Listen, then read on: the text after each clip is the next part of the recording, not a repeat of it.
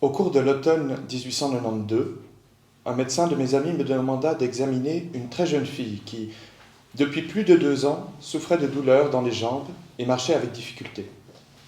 Il ajouta qu'il s'agissait, d'après lui, d'une hystérie, bien qu'aucun symptôme habituel de cette névrose ne soit décelable. Il connaissait un peu la famille de la malade et savait que les années écoulées lui avaient apporté beaucoup de malheur et peu de joie.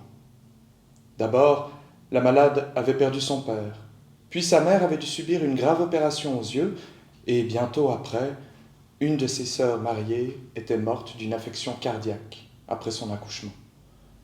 C'est notre patiente qui avait eu la plus grande part de tous les soucis, ainsi que de tous les soins à donner. Ma première entrevue avec cette jeune fille, alors âgée de 24 ans, ne me permit pas d'éclairer davantage le cas.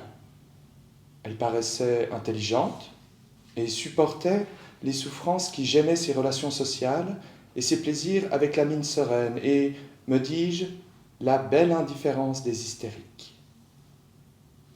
Elle marchait le buste penché en avant, mais sans appui. Sa démarche ne rappelait aucune démarche pathologique connue et ne paraissait d'ailleurs pas extraordinairement anormale.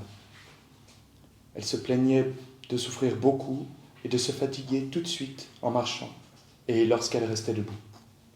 Très vite, elle allait se reposer et les douleurs s'atténuaient sans pourtant jamais disparaître tout à fait. Elles étaient de nature indéterminée, une sorte de fatigue douloureuse, et émanaient le plus souvent d'une assez grande étendue, mal délimitée, à la face antéro-supérieure de la cuisse droite. C'est là aussi qu'elles atteignaient leur plus grande intensité, et que la peau et les muscles étaient le plus sensibles à la pression et au pincement, tandis que les piqûres d'épingle ne provoquaient aucune réaction. L'hyperesthésie de la peau et des muscles s'observait non seulement à cet endroit, mais encore sur presque toute la surface des 2 jambes. Les muscles étaient peut-être encore plus douloureux que la peau, mais c'était sans conteste aux cuisses que la douleur était la plus forte. La motilité des jambes n'était pas diminuée.